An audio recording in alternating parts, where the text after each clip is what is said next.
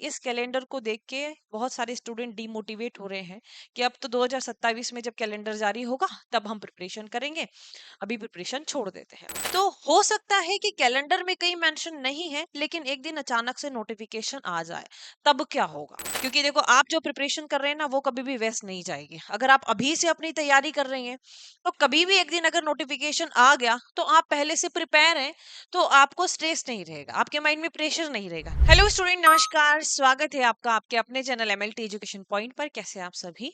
उम्मीद करती हूँ कि आप स्वस्थ हैं और एकदम मस्त हैं। तो आज के इस वीडियो में हम बात करने वाले हैं ईएसबी का 2026 का जो एग्जाम कैलेंडर जारी हुआ है उसके बारे में। और इससे रिलेटेड हमारे पास स्टूडेंट के बहुत सारे मैसेज आ रहे हैं कि मैम 2026 का जो ईएसबी का कैलेंडर जारी हुआ है एग्जाम का, उसमें लैब टेक्नीशियन की वैकेंसी कहीं पे भी मेंशन नहीं है। तो क्या मैम वैकेंसी आएगी? अब आगे क्या होगा? हम तैयारी करें या नहीं करें? तो इन सभी सवालों का जवाब आपको आज के इस वीडियो में मिलने वाला है, तो वीडियो आप पूरा जरूर देखें। यहाँ पे स्क्रीन पे जो आपको दिख रहा है, ये है ईएसबी का 2026 का एग्जाम कैलेंडर, जो कि टेंटेटिव है। अब ये आपको ईएसबी की जो ऑफिशियल वेबसाइट है वहां पे देखने को मिल जाएगा, है ना। अब इसमें आपको दिख रहा होगा, यहाँ पे लैब टेक्नीशियन की वैकेंसी कहीं पे भी मेंशन नहीं है। हम देखते हैं जैसे ग्रुप 1, सब ग्रुप 2, ना department of technical education, skill development employment, group 5 staff nurse, क्षेत्र रक्षक, जेल प्रहरी, ऐसी कई सारी पोस्ट की इन्होंने टेंटेटिव एग्जाम डेट यहाँ पे दे रखी है ना। लेकिन लेब टेक्नीशियन का इसमें कहीं पे भी मेंशन नहीं है ना। इवन ओटी टेक्नीशियन वगैरह का भी कहीं पे भी मेंशन नहीं है। यहाँ पे पोस्ट बीएससी नर्सिंग वगैरह के बारे में, सबके बारे में दिया हुआ है। तो क्या लैब टेक्नीशियन की वैकेंसी आएगी या नहीं आएगी, इस कैलेंडर को देख के बहुत सारे स्टूडेंट डिमोटिवेट हो रहे हैं कि अब तो 2027 में जब कैलेंडर जारी होगा तब हम प्रिपरेशन करेंगे, अभी प्रिपरेशन छोड़ देते हैं। तो देखो, ऐसी गलती आपको बिल्कुल भी नहीं करना है।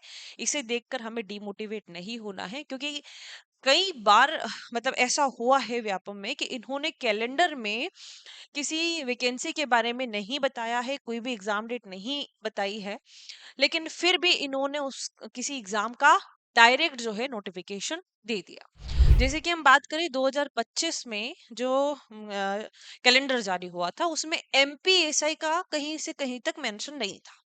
लेकिन क्या हुआ कि एसबी ने एक दिन अचानक से एमपीएसआई का नोटिफिकेशन जारी कर दिया। अब हमें पता है कि ये ज्यादा टाइम नहीं देता है हमें प्रिपरेशन के लिए, ज्यादा से ज्यादा 1-2 महीने आपको देगा, और 2 महीने में अपना पूरा सिलेबस कंप्लीट करना संभव नहीं है। तो हो सकता है कि कैलेंडर में कहीं मेंशन नहीं है, लेकिन एक दिन अचानक से नोटिफिकेशन आ जाए, तब क्या होगा अगर आप प्रिपरेशन छोड़ देते हैं? क्या होगा? सिलेक्शन नहीं होगा, क्योंकि आपके प्रिपरेशन नहीं है। तो इसीलिए हमें कैलेंडर के भरोसे नहीं रहना है कि इसमें कहीं पे भी मेंशन नहीं है तो एग्जाम का नोटिफिकेशन नहीं आएगा या वैकेंसी नहीं आएगी। व्यापम में क्या होता है, जो रिक्रूटमेंट सिस्टम होता है ना, वो कैलेंडर के हिसाब से नहीं चलता है। सब कुछ कैलेंडर के हिसाब से नहीं होता है। तो क्योंकि पहले जो डिपार्टमेंट होता है वो डिमांड भेजता है, फिर उसके बाद में अप्रूवल होता है, फिर नोटिफिकेशन जारी होता है। तो हमें इसके भरोसे नहीं रहना है। हो सकता है कि कैलेंडर में दिया हुआ है लेकिन उसकी एग्जाम भी टाइम से नहीं हुई हो। इन्होंने एग्जाम डेट दे दी है टेंटेटिव, लेकिन एग्जाम नहीं हुई हो। लेकिन कई बार ऐसा भी होता है कि इसमें मेंशन नहीं है और डायरेक्ट नोटिफिकेशन इन्होंने दे दिया। तो आप अपने प्रिपरेशन कंटिन्यू करिए, कैलेंडर के भरोसे मत रहिए। कैलेंडर से सिलेक्शन आपका नहीं होगा, आपका सिलेक्शन प्रिपरेशन से होगा। प्रिपरेशन आपकी पहले से कंप्लीट रखिए। कभी भी नोटिफिकेशन आ सकता है ना। डायरेक्ट नोटिफिकेशन भी आ सकता है, जरूरी नहीं है कि कैलेंडर में ही मेंशन हो।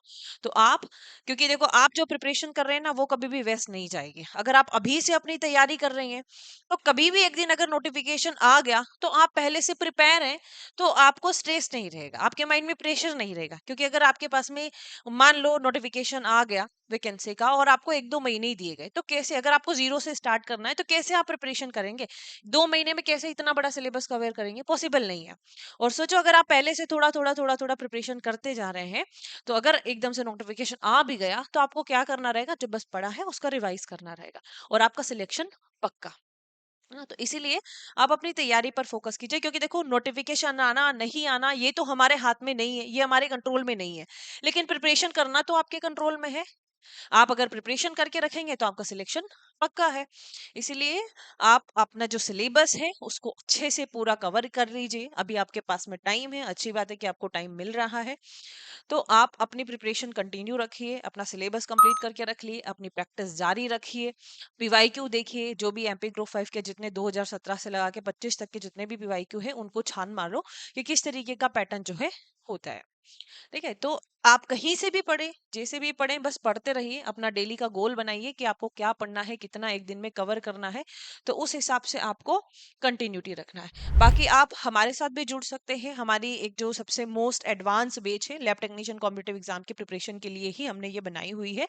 महाराजा बैच 2.0 लेटेस्ट है, बहुत अच्छी बैच है।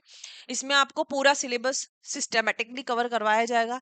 एमसीक्यू प्रैक्टिस भी आपकी होगी, जो भी सब्जेक्ट पढ़ेंगे हम उसका आपको टेस्ट भी प्रोवाइड करवाया जाएगा, ताकि हर सब्जेक्ट की स्ट्रॉन्ग प्रैक्टिस आपकी हो सके ना। तो इसमें वीडियो लेक्चर भी आपको मिल जाएंगे, अच्छे से आपका कॉन्सेप्ट भी क्लियर हो जाएगा। हिंदी इंग्लिश में पीडीएफ नोट्स भी मिल जाएंगे, और आपको वीकली लाइव क्लासेस भी मिलती है हमारे यूट्यूब चैनल पर जो होती है, उसमें आपको बहुत अच्छे से प्रैक्टिस भी हो जाती है। बाकी नॉन टेक्निकल की क्लासेस भी आपकी इसमें इंक्लूड है, क्योंकि हम सभी जानते हैं कि जो एमपी ग्रुप 5 की एग्जाम होती है लैब टेक्नीशियन की, उसमें रेशियो क्या होता है आपका। एक मिनट में थोड़ा सा आपको उसके बारे में एग्जाम से रिलेटेड बता देती हूँ किस तरीके से क्या होता है। इसमें 100 क्वेश्चन पूछे जाते हैं, है ना।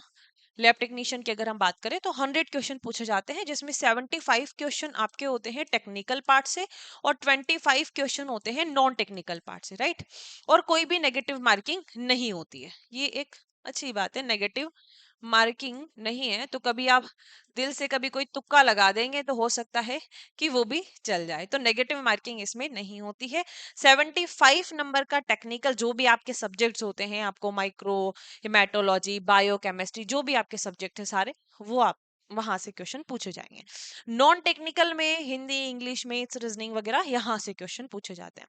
तो हमें ये दोनों ही पार्ट स्ट्रॉन्ग करने बहुत जरूरी है। कंपटीशन बढ़ता जा रहा है, और हम देख रहे हैं कि 2017 से 2025 का अगर आप पेपर का लेवल देखेंगे तो कहीं ना कहीं लेवल बढ़ा ही है। तो हमें दोनों की प्रिपरेशन अच्छे से करना है, ताकि हम एग्जाम में अच्छा परफॉर्मेंस कर पाए और अपना सिलेक्शन ले पाए। इसमें आपका नॉन टेक्निकल भी कवर करवाया जाएगा, ताकि आपकी दोनों ही पार्ट की प्रिपरेशन हो जाए, टेक्निकल भी हो जाएगा और नॉन टेक्निकल भी हो जाएगा।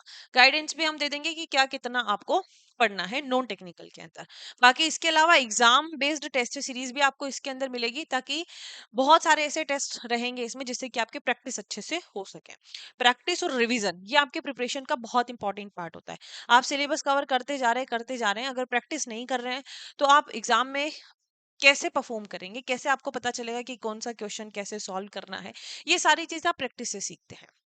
और रिवीजन रिवीजन अगर आप नहीं कर रहे हैं, आपने एक सब्जेक्ट कंप्लीट कर लिया, दूसरा सब्जेक्ट स्टार्ट कर लिया, लेकिन पहला सब्जेक्ट छोड़ दिया, एक बार पढ़ लिया, उसको रिवाइज नहीं किया, तो क्या होगा। आप जब सारे सब्जेक्ट कंप्लीट करेंगे तो पीछे वाले सब भूलते जाएंगे। इसीलिए रिवीजन करते रहना जरूरी है। और रिवीजन बहुत अच्छा आप कब कर पाते हैं, जब आप खुद से नोट्स बनाते हैं। अगर आपके पास में अभी समय है तो आप जरूर अपने नोट्स हाथों से बनाएं, शॉर्ट नोट्स बनाएं, ताकि कम टाइम में भी आपके बन जाए और आप रिवाइज भी अच्छे से कर पाए। ठीक है, तो आप इस बैच को ज्वाइन करके अपनी अच्छे से प्रिपरेशन कर सकते हैं। तो एमएलटी एजुकेशन पॉइंट एप्लीकेशन आप डाउनलोड कर लीजिएगा, वहीं पर ये बैच आपको देखने को मिलेगी। और कोई भी इंफॉर्मेशन चाहिए तो इन हमारे व्हाट्सएप नंबर पर आप संपर्क कर सकते हैं। और अभी हमारी जो बुक लॉन्च हुई है MCQ PYQ model paper book, आप ये भी खरीद सकते हैं। इससे आपकी प्रैक्टिस बेहतरीन हो जाएगी। हर सब्जेक्ट के तो क्वेश्चन हमने लिए हैं, टॉपिक वाइज है सारे, और पीवाईक्यू भी इसमें ऐड है, मॉडल पेपर भी ऐड है। तो प्रैक्टिस भी आप अच्छे से कर सकते हैं बुक के माध्यम से, अगर आप करना चाहें तो। ठीक है, तो यही थी आज की छोटी सी इंफॉर्मेशन, जिसको लेके स्टूडेंट बहुत ज्यादा डिमोटिवेट हो रहे थे कि कैलेंडर में नहीं है तो एग्जाम होगी या नहीं होगी, वैकेंसी आएगी या नहीं आएगी, मैम कुछ समझ में नहीं आ रहा है, एक छोटा सा वीडियो बना दो। तो उसी के चलते हम आपको ये इन्फॉर्मेशन देने के लिए यहाँ पे आए कि देखो आप इसके भरोसे ना रहें, वैकेंसी आ भी सकती है। तो अपने प्रिपरेशन आप पहले से जारी रखिए, कंटिन्यू रखिए, क्योंकि सिलेक्शन उसी का होता है जो पहले से अपनी तैयारी करके रखता है। तो मिलते हैं अगले वीडियो के साथ। Thank you.